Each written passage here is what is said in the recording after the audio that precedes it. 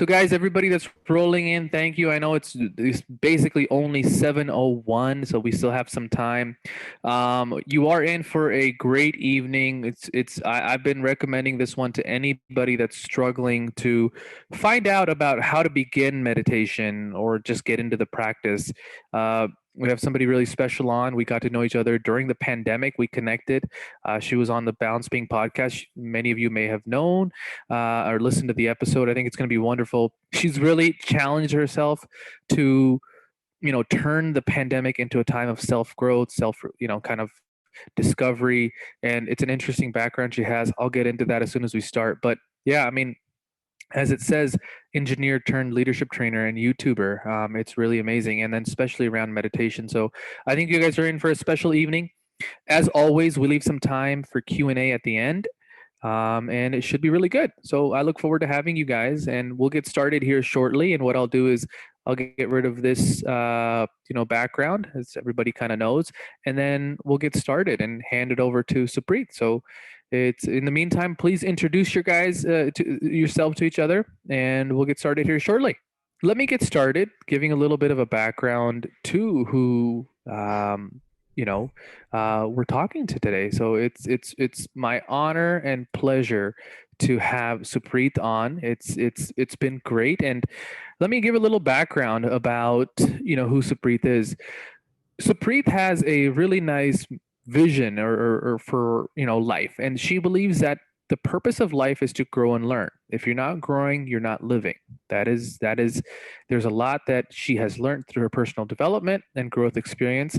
And Supreet lives in Canada with her husband and two kids. She was an engineer by trade, but gave that up in 2014, which I'm interested in learning about, because it wasn't her passion. So that's always interesting because, passion can make us do stuff like that, but then passion can also push us forward into what she's doing now. She's built an amazing YouTube following.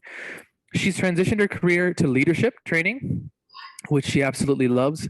And as far as meditation, she would call herself a beginner level non-religious meditator who is passionate about inspiring people to meditate. So without further ado, Supreet, thank you so much for being on the webinar, and I cannot wait to learn about meditation techniques and just what people can get into. So let's start off with starting with your journey. You were an engineer, and briefly, if you can let us know what made you make that shift from being into that career. I'm sure you invested a lot of time establishing that to now doing what you are, which is your passion. So it's interesting for us to kind of talk about that. Then we'll get into the crux of meditation and all that stuff. So thank you so much once again, and I look forward to this. Perfect. Thank you so much, Goody, for that lovely introduction. Just want to add one thing to that introduction, that I don't have any formal training in meditation, and by no means I'm an expert. That's why I said I'm a beginner level meditator. But how I have learned about meditation is mostly through reading lots of books, articles. I've been to a couple of meditation workshops. And the biggest is I have learned through experience. And when I say experience, I mostly mean by failing. So I have struggled with meditation a lot. I first started about 5-6 years ago, and I struggled a lot. I gave it up so many times, then I resumed it. So all the lessons I have learned by failing and getting frustrated, that is whatever the knowledge I have, primarily in addition to the books and stuff. And that is something that I feel like it's important to share with others, because they may have gone through the exact struggles that I did. So I feel like by sharing them, I can help people and make their journey and progress a little bit faster than my own. Now I'll answer your question. So from engineer to leadership trainer and meditation. So I loved coding when I was in high school, and I thought, okay, this is great. I should become a software developer so I can do this for the rest of my life. But then the idea of what a software developer does, in my head, that fantasy was different from the reality of when you start working for corporate jobs. I have worked in 3 different IT companies over my career of about 7 years. And I just found that it wasn't what I had imagined it to be. There were parts of it that I really enjoyed, but most of it was just fixing bugs or doing things that like code that was badly written by other people that I had to find bugs in and that sort of stuff. So it wasn't bringing me joy. And I did keep doing that because it's hard, like you said, when you've invested a lot of your time and money, it's hard to just say, okay, I'm not going to do this anymore. So it took me a lot of time to say bye to that, and then change my career into leadership training. And that happened because I joined Toastmasters, and that made me realize how much I love public speaking. And from there, I started thinking, okay, how can I make this into my career? And then I met someone who was into leadership training through Toastmasters, and then ended up working for him. And around the same time, I was doing my experiments with meditation. And when I actually when I actually busted some of the myths that I also had and a lot of people have around meditation, and when I finally figured that, okay, I've cracked the code of meditation, then I was just so passionate. I just felt like, okay, I have discovered this, and I know there are lots of people like me who maybe not necessarily view meditation from a religious point of view, but a scientific point of view. And I need to express to them what I have learned in my own way. So that's why I started my YouTube channel. That's so lovely. Thank you for that. And let's get into that. I want to unpack a lot of the things you just said right there. First and foremost, the most important one being what is meditation on a scientific plane? And it's meditations everywhere. I mean, this app culture has made it popular. Headspace, Calm. These companies have billboards in San Francisco. They have billboard signs in San Francisco and all that. So it's become huge, and it's a great way to spread awareness. But what I'm also trying to understand is when you first came into meditation, and as a lot of my family also, I've had a lot of family members say, I just can't meditate. I can't shut my mind off. I can't sit there. So can you talk to us from a beginner level about what you've discovered meditation is and kind of the best way to get into it? I think in the simplest form, meditation is observing your thoughts. And the biggest myth around meditation, and this is something I had fallen prey to as well, is that meditation means I have to empty my mind, I have to stop my thoughts. And because when I first started, I could not do that, I became very frustrated because I would get nonstop thoughts, and I was questioning my meditation. And I was thinking, what's the point of just sitting and thinking with my eyes closed for 20 minutes? This can't be any good. So after getting so frustrated, I stopped meditating. I gave it up thinking, okay, I know it's good. I know lots of people get lots of benefits from it, but it's definitely not for me. I cannot do this. And I felt that I was unique in this. And only later on did I realize that most beginners think like that. It wasn't just me. It was a lot of the people who are just starting out. So I would say meditation, the goal of meditation is not to stop your thoughts. Just like we can't stop our heart from beating, we cannot stop the mind from generating thoughts. It's an involuntary function. So the goal is not to stop your thoughts, it is to observe your thoughts without judgment. Oh, and thank you for that. And that's been true from my experience is that, it's the observation within that consciousness. So you are aware of it, but it's not you. What would you say to somebody coming in? What are some of the common, because I loved what you said earlier. You were able to dispel the myths. Can you touch on some of the myths that people new to meditation come in? Either they're self-inflicted myths or they're myths they've heard of. And if you can go through some of the most popular ones you've heard of and just kind of say the truth, I think that'll really help people shift more into the meditative kind of habit. So I think the biggest one is this, that you can't have any thoughts, and that if you have a monkey mind, then you can't meditate. No, that is so wrong. Even monks and yogis, even for them, it takes years of practice to achieve that state of being an empty mind and being thoughtless. So for a beginner to have that expectation is completely unrealistic. And a second myth would be some people think that meditation is only for religious reasons or spiritual reasons. But I think now, as you said, with Headspace and apps making it more and more popular, even if you are an atheist, even if you don't believe in God or nothing to do with spirituality, you can still meditate. And it need not have anything to do with religion or spirituality. It can be done from a completely scientific perspective. So just like you go to the gym to exercise your body, you do meditation to exercise your mind. It's as simple as that. It does not have to be woo-woo. It does not have to be, done with like lighting incense and like, you can make it your own. So you don't have to do meditation. Certain people do meditation. Each person has their own practices and their own rituals. You can make it as simple as you want and as scientific as you want without any extra rituals around it. That's great. Thank you. Appreciate that. And I would agree. I think those are some of the most important things. One other myth that I'd like to talk to you about is the best time of day to do it. My teacher always tells me the best time to meditate is when you actually meditate. He doesn't care if you meditate in the morning or the evening. It's when you actually do it. So can you talk about that as well? I mean, and I get it. Some people in the morning, they're not being bothered. Versus if you have a full family, which, both of us do, we have kids in the evening, it may be tough because you're getting them to bed and everything like that. But I mean, what would you say to somebody who's like, okay, what's the best time to meditate? Or what do you recommend? I love what you just said, that the best time to meditate is when you meditate. According to like the books and articles and research that I have done, most meditation experts will say that first thing is the morning is a great time.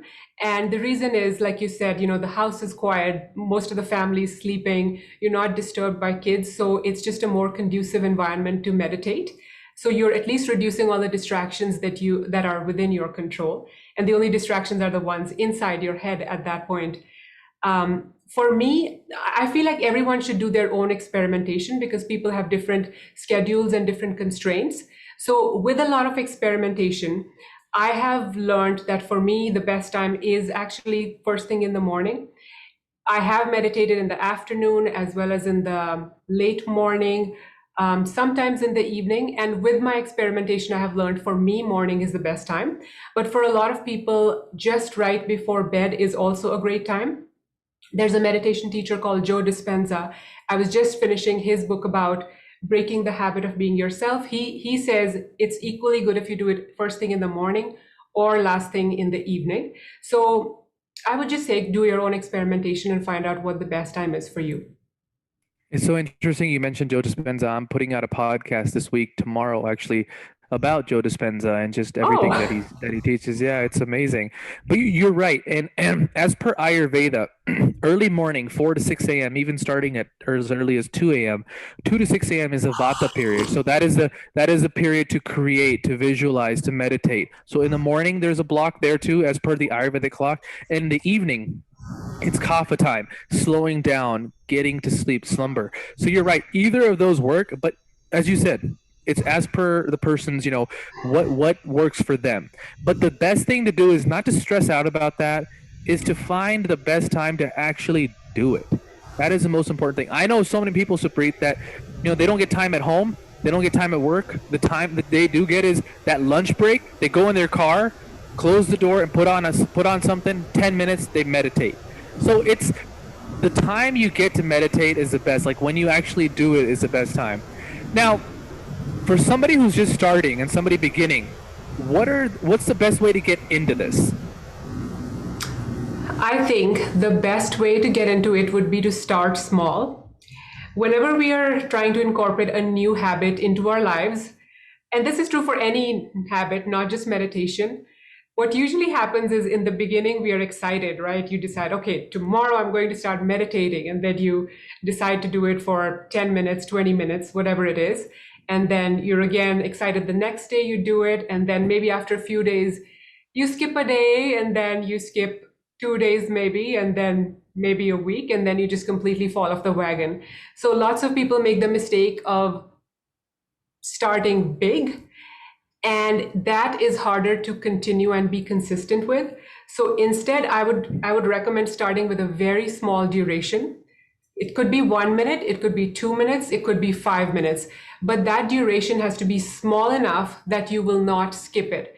So consistency is more important. Showing up every day is more important than the number of minutes you spend in meditation when you are just starting out.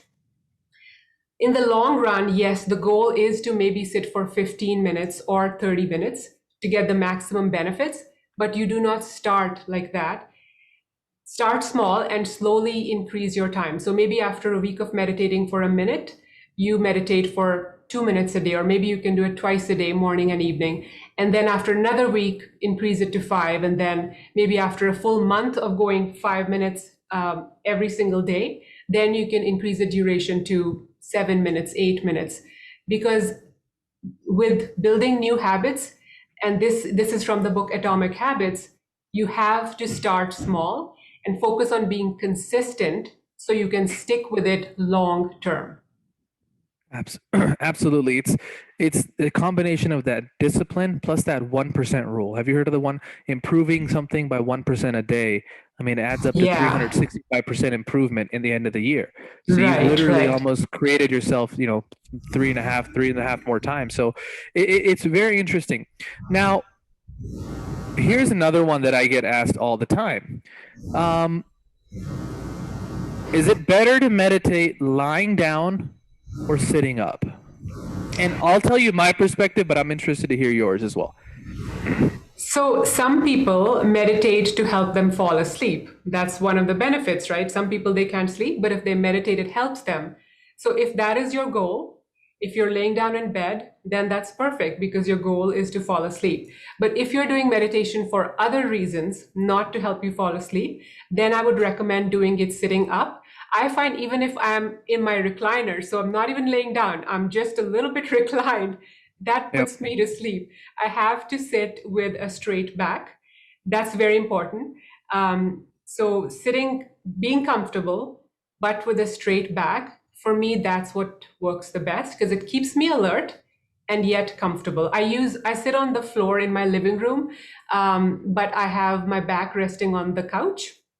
So because I do not have such a good back that I could do it without any back support. So I'm sitting cross-legged on the floor, but with the support of my couch. And that helps to keep my back quite straight. And I'm still comfortable enough that I can sit like that for about 30 minutes. Got it. Got it. This question was actually asked in some of the comments, but what have you noticed since you began meditating? What was some of the first things that you noticed? It was interesting for me when I began. I actually began to notice how loud my mind was, and I actually was, I guess it was the old pent up energetic patterns or old pent up things that I was suppressing. I actually noticed I was more emotional in the earlier days. And then eventually it calmed down. And I think I studied that and I asked my mentor, and he said that was very normal because what was truly unconscious at the start is now becoming to be conscious. You're actually giving it space. So, what has been your experience since you started meditating? So do you want me to just share the experience or the benefits or both? Both, if you don't mind. Yeah. Yeah. Yeah. Sure, sure. I think because I told you how I struggled at the beginning, my initial experience was full of frustration and feelings of this is a bad meditation and I am not good at this and I suck at this. So that was mostly what my initial experience was because like I said at the time I was expecting to have an empty mind, and I wish someone had told me what I am talking about today, that no, the goal was just to observe my thoughts. And the thing that you said about the pent up energy and emotions coming up, I really like that. Although I do not remember specific things like that happening to me, but that may be because my meditation experience was a on and off, and because I started so long ago, I don't really remember that happening to me. But it's interesting that you said that because in our day to day busy lives, we don't really sometimes process all our emotions fully. And when we sit down to meditate, we are giving the chance for those repressed emotions to come out. And that may be painful for some people because maybe they're childhood issues, maybe there's things from the past coming up, maybe there's some relationship issues that we have buried down.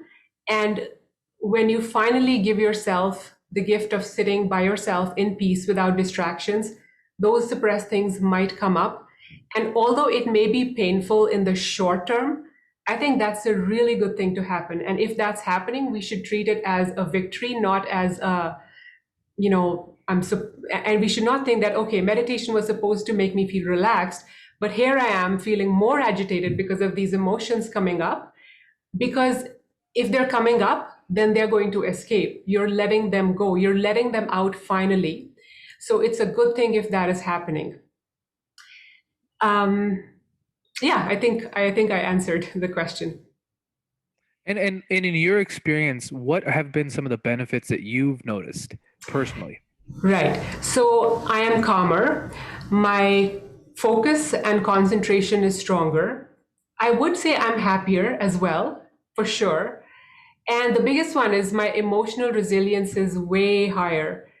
Like, I think I talked about this when we did the podcast last year. When my dad passed away about 3 years ago, the way in which, at that point, I had been meditating for about two to 3 years. And the way I was able to accept his passing and move on with my life, I am still to this day surprised because I feel like within a week, I was Wow. back. Yeah, I was, back to being a mom, doing things for my kids, doing things for their school, and doing my grocery shopping and all those things. Like I was somehow able to accept that and move on, and that still surprises me to this day because I was very close to him. What my expectation would be that I completely break down for months or at least 1 month, but that did not happen. So that emotional resilience, that mental strength, I feel like that was a direct consequence of meditation. If you don't mind me asking, through the meditation practice, do you believe you hold a place of love for him when you think about him, or is it still the grief? Because it's interesting what you're saying, and my intuition is saying that you hold that lot of love for him versus the grief emotions that can really tear people down and continue to cause the suffering. That I also do this work, but it's interesting for me to kind of ask you that question. I think it will be love. Yeah. And I am like, although I started very, very scientifically, but I'm also reading a lot of spiritual books. And because of that, I do believe that, it's just the body that leaves us and the soul is still there. So I do feel like, he's still there. Although I do miss I do miss being able to talk to him and like Absolutely. physically hug him and all that. But I think it's mostly love. Like, grief has 4 stages: denial, anger, and the last one is acceptance. I forgot what the third one is. So normally people take a long time to get to the 4th stage of acceptance. But I feel that because of meditation, I reach that 4th stage faster. Yeah. And it's interesting. A mentor of mine and somebody that I've worked with, he talks about grief and he talks about this as well. And he says that as human beings, we are programmed and conditioned to move on. Like that is our innate conditioning, right? And it is having this relationship that meditation opens up, a different relationship, understanding that the tape playing in the mind, the thoughts, the emotions are not you. When you're able to open up to that, that is when events may not cause you so much disturbance or suffering. Now, let me clarify myself that when I say, when you think of your dad, of course you can feel the sadness. Of course, maybe you shed a tear. Same thing when I think of people, but that sadness, that tear, that crying does not succumb us to the point of we're not able to shake out of that mood or emotional state. I think that is the awareness that meditation helps us discover. I agree. Right? Right? So, Yeah. good. One last question that I'd like to go to the audience. Can you share with us your meditation practice? So what I do with my meditation is I get bored very easily, okay? So to prevent that, I keep switching it up. I Ah, Yeah, so on some days I will do guided meditation. So these days I have been doing guided meditation. Some good channels on YouTube that I follow. The Chopra Center, that's Deepak Chopra's YouTube channel. So they have a few good guided meditations I have been doing. Then there's a YouTube channel called Meditative Mind. There are yep. some good ones there, and sometimes I don't even know what the channel is. I will just search for like 20-minute guided meditation, or let's say on a particular day, if I'm just feeling anxiety, I will just say guided meditation for anxiety. So that's one thing that I do, guided meditations. But many times I do meditations on my own as well, and most of them are I have made videos about on my YouTube channel, Grow with Supreet. So if anyone is interested, they can see the details. There's like at least probably 15 or 20 different kinds of meditation. So there's sometimes I would do mantra meditation. Sometimes I would do alternate nostril breathing. Sometimes I would do there's 4-phase breathing. Actually, there's one there's one we can do right now with the audience, if that's okay. Yeah. Yeah, I mean, it should take 30 seconds. sure, let's do it. Okay, so this one is from the book Power of Now by Eckhart Tolle. So what I'll do is I'll just give you the instructions first, and then maybe we'll just give them about 30 seconds of silence for them to do it on your own. So is everyone ready? Okay, so it's very easy. It's very simple, and you can totally do this even if you've never meditated before. So, Goody, you can follow along too if you want. So, you're just going to close your eyes and you're going to become very, very alert and present. And you're going to wait for your next thought to happen, for your next thought to arrive. So, you're essentially being like a cat that's watching a mouse hole. So, what thought is going to come out next from the mouse hole? Okay, that's all you have to do. So now I'll just go silent for about 30 seconds.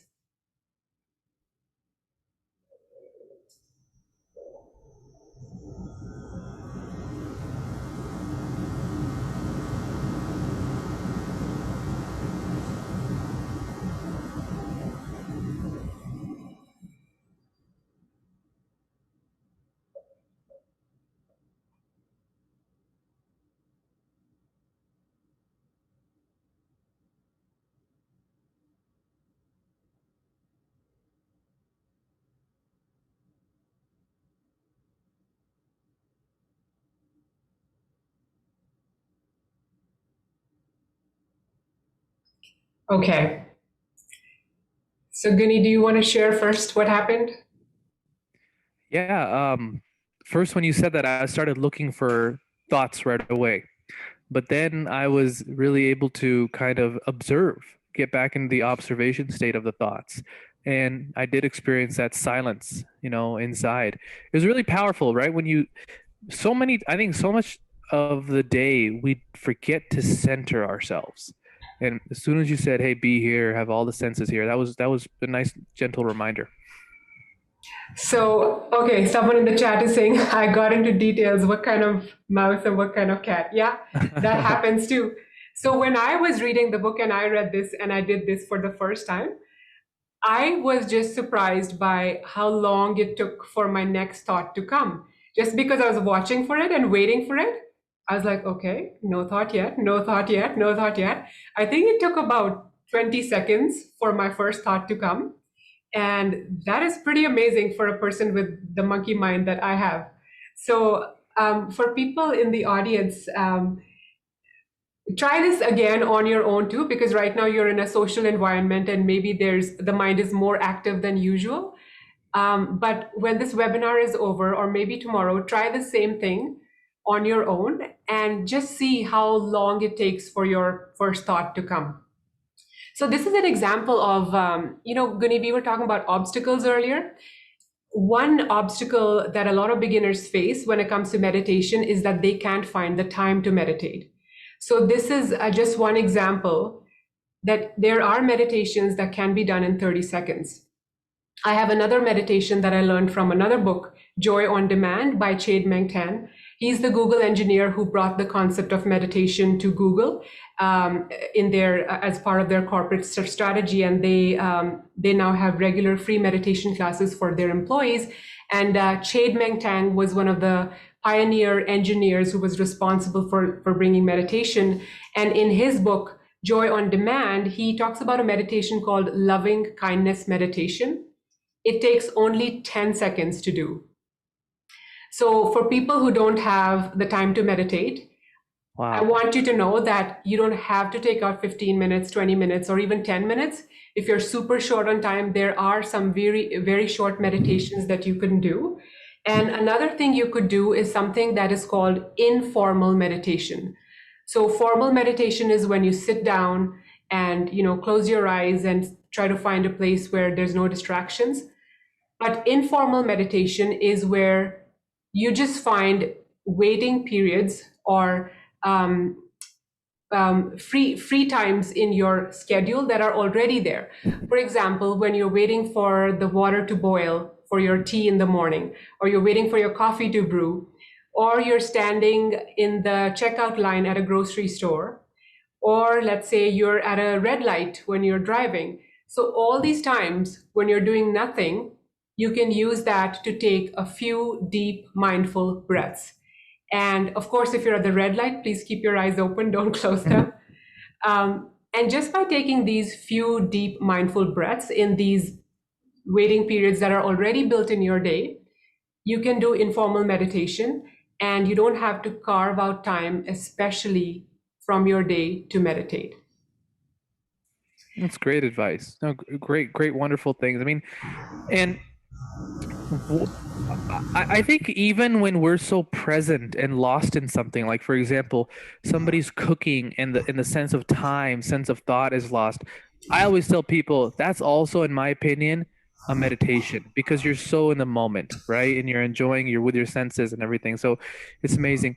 Supreet, thank you so much for all of that, sharing and getting kind of your journey and what you do and the tips and everything. So I'd like to open the floor up to the audience now. If you guys have questions, type it here or raise your hand and I can call on you guys. Any questions about meditation style? Supreet is here for a little bit longer and we'll get your questions answered. So please let us know. And feel free to kind of raise your hand. Let's see here if we have any questions rolling in. And you guys, don't be shy. Supreet is nice. I love questions. Bring them on, guys. I love interacting. Yes, please do let us know your questions here, okay? Okay. All right. If we don't have any questions, I'm sure you guys have some questions about meditation. You guys maybe with the best apps. She also already said great channels on YouTube. Any books, Supreet, that you want to mention that's really good for beginners? Yes, I will show you. Actually, I have it right here. Meditation for Fidgety Skeptics by Dan Harris. Oh, nice. There we go. So this was actually, when I read this book, I had so many aha moments and I was like, oh, why didn't I have this book earlier? Because it busted a lot of the myths. And I'm ordering it right now. I have gifted this book to many people. This may be the only book that I bought multiple copies of to gift to people. And yeah, highly recommend this book. I'm ordering it right now because I haven't read that one and I've read a lot of them. So we did have a question. Yeah, yes. No, I was just going to say that this book is written by Dan Harris, who is like a TV news host.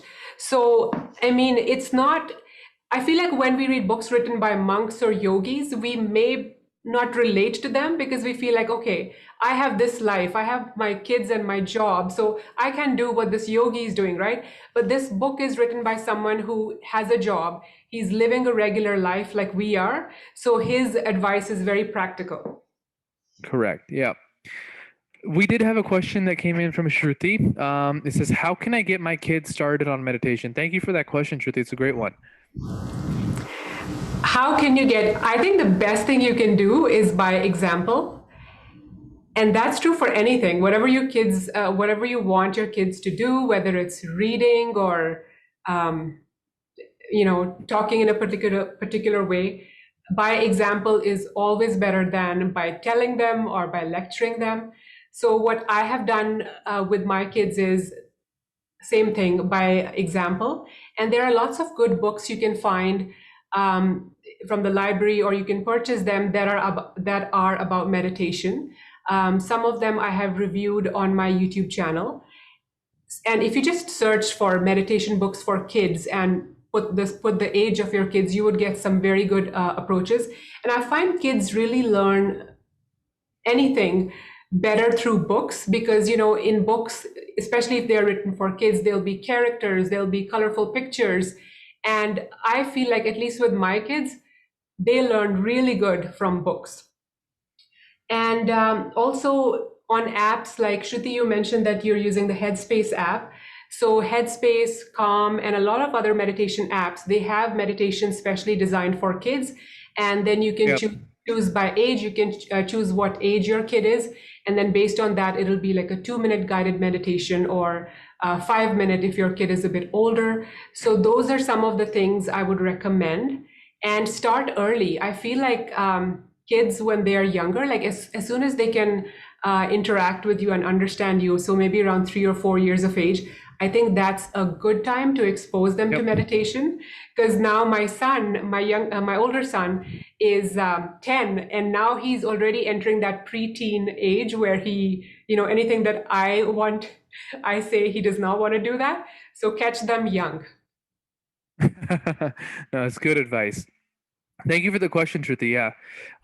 Any other questions? If not, type them in. Otherwise, Supreet, where can the audience learn more about you? Where can they watch the videos that you create? Where can we send them? So I'm most active on YouTube. That's my main social media platform. And my YouTube channel is called Grow with Supreet. And on that, I have a lot of content around meditation. And I also do personal growth and self-help books related stuff, some parenting videos as well. And if you're specifically interested in meditation, I have 2 playlists. One is called Best Meditation Tips for Beginners, and the other one is called Easy Meditation Techniques. So those 2 playlists would be a great place to start if you're looking for content specific to meditation. Guni, I think I see a question here, which maybe we answered the first part of, not the second part. So Shruti said, what benefits do you have noticed? We answered that one. But then I think her second question is, I have been meditating on and off using the Headspace app, but I don't know if anything is changing. Great question, Shruti. So I was also like that for a long time. I didn't know if anything is changing, but I just knew to trust the process and keep going. Even if it is on and off, it is doing some benefit. Even if it is, in your opinion, not, a long time to sit or not an ideal way to meditate, it is still good. It is still doing something. And sometimes these changes are so small and so gradual that we may not notice anything. So when I told the story of my dad, until that happened, which happened about 3 years after I had started meditating, it was only then when something, a big event in life happened like that, that's when I was taken aback, and I connected the dots, and then I thought, okay, this has to be meditation because this does not feel like me. So be patient, trust the process, keep going. And something related to that is that do not judge your meditation. So let's say you meditate, and at the end of your meditation, don't think, oh, I don't feel relaxed, or I don't feel better before and after the meditation, so it must not be good. Just do it and then move on with your day, because you cannot judge your practice by the quality of your last sit. It's just something that you just keep going, keep doing. And even if you don't see the benefits, they're happening. Trust the process. No, it's such great advice, and the fact that the patience, like we expect this conditioning that we've been having for years to be done in one 15-minute sitting. You got to be patient with yourself. So thank you, Supreet, so much for your time. Anybody else have any questions that we can answer? Going once, twice. Otherwise, I will let Supreet kind of take us out with some finishing thoughts, Supreet. And aside from your page on YouTube, can they connect with you other way as well? So please, if you can share some finishing thoughts, and then once again mention they can connect with you on YouTube. Anywhere else? Yeah, so YouTube is my main one, but I use the same handle, Grow with Supreet, also on Instagram, Twitter, Facebook. Yes. Perfect. Yeah. All right. All right. And if I can end with a quote from Abraham Lincoln, please, that I feel is very, very apt here. So, and this is especially for people who feel like they don't have the time to meditate. So Abraham Lincoln said, "Give me 6 hours to chop down a tree, and I will spend the first 4 sharpening the axe." So I feel like when we meditate, what we're doing is we're sharpening the axe.